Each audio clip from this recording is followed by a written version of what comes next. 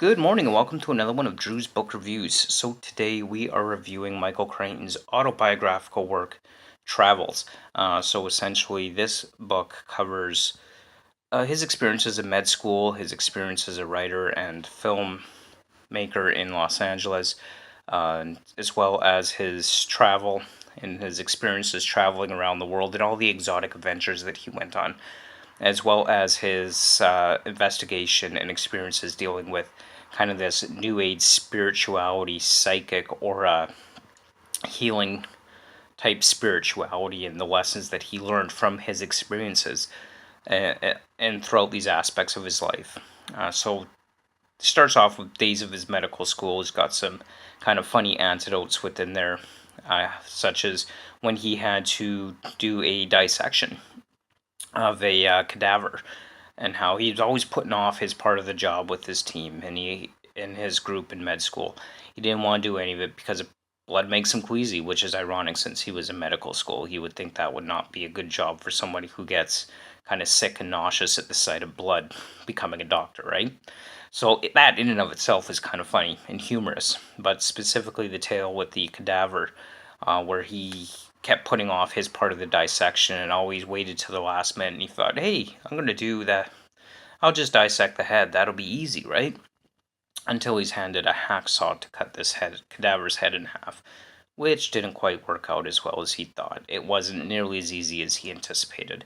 Uh, so throughout those days, he also talks about how he tried to date multiple women simultaneously, his secretary and movie stars, and two women at the same office at the same time, and how every time he thought, yeah, those are fine rules not to do that stuff. Those apply to everyone else, but they don't apply to me. So he tells and recounts his tales about how it never worked out, and how he had to learn that lesson a few hard times before he finally got it. So that in and of itself is pretty humorous.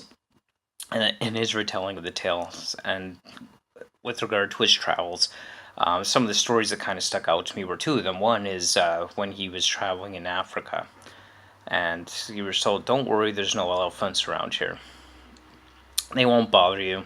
It'll be fine." And he's camping out in the middle of Africa, and he wakes up one night to find this massive elephant literally sitting outside or standing outside of his tent, munching on the surrounding tree and plant growth.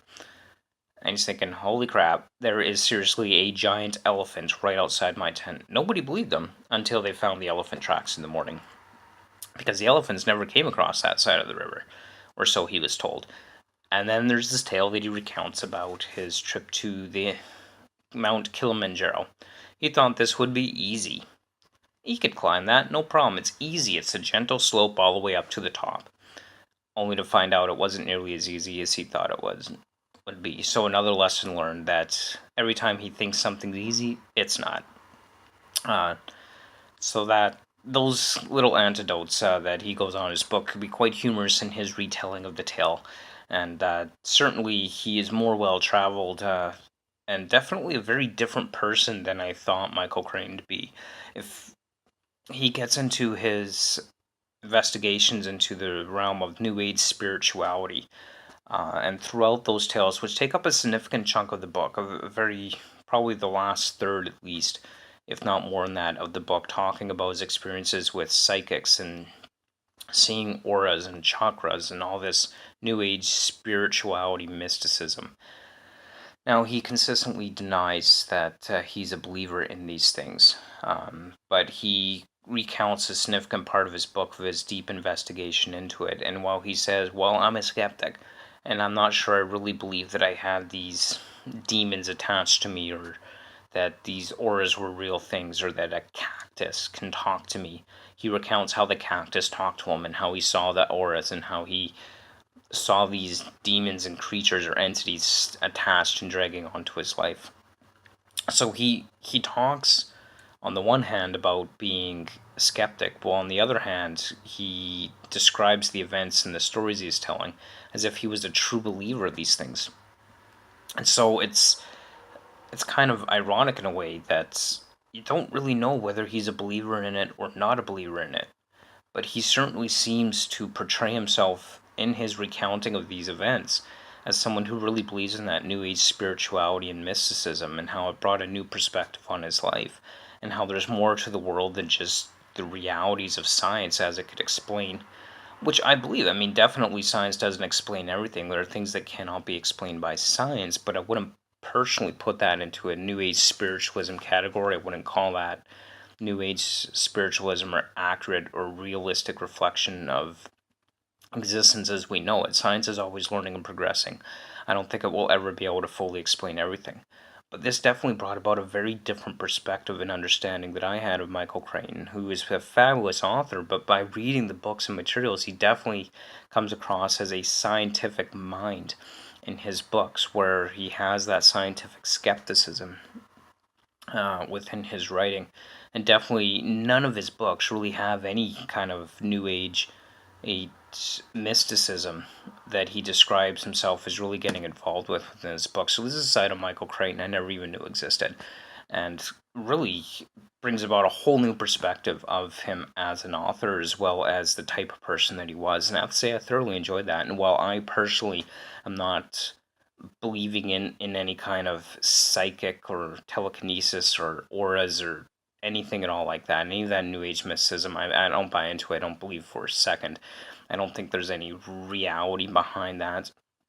I think it's just all pseudo scientific nonsense that has no basis in reality. But Crichton certainly seems to believe in this, despite his denials as such, just from reading the book. So I really appreciate that new perspective.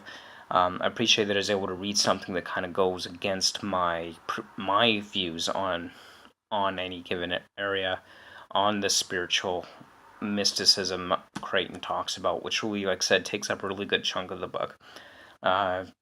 Really appreciate the new perspective on him. It's one of my favorite authors, and overall, I have to say I really enjoyed the book. I think it's a good autobiography, and I've learned a lot about him and his character and who he was beyond his writing, which you don't really get that opportunity much with your favorite writers. Usually we kind of get to know them through their works and through their writing. This really takes a whole different stance, and I really appreciated that. And definitely recommend, if you want to get to know Michael Crichton a bit better, who he was, what kind of person he was, definitely I'd recommend picking up this book, Travels by Michael Crichton. Mine's a little bit worn, the front cover come off, but hey, it's all good. Still good and enjoyable read. And as always, I definitely hope that you will comment, subscribe, like this video, share it around if you'd like. And also, of course, stay tuned, because the next up will be The Saga of the Cuckoo by Frederik Pohl and Jack Williamson. Looking forward to reading this. One of the books my wife picked up from the sharing library. She also picked up Travels for me, so I want to thank my wonderful wife, Marianne, for that. Love it when she finds these books at the local sharing libraries that I didn't even know existed sometimes, like The Saga of the Cuckoo. But definitely stay tuned for that. I'll be reviewing that next. That'll be up next. And as always, you could follow me at Twitter, at Drew's Book Review, on Instagram at Drew's Book Reviews, and of course, Facebook.com/Drew's Book Reviews. I will, of course, put the description in the links, or the links in the description below for that. So definitely stay tuned. Thanks so much for watching, and I hope you have yourself a wonderful day, and keep reading. You have a great day.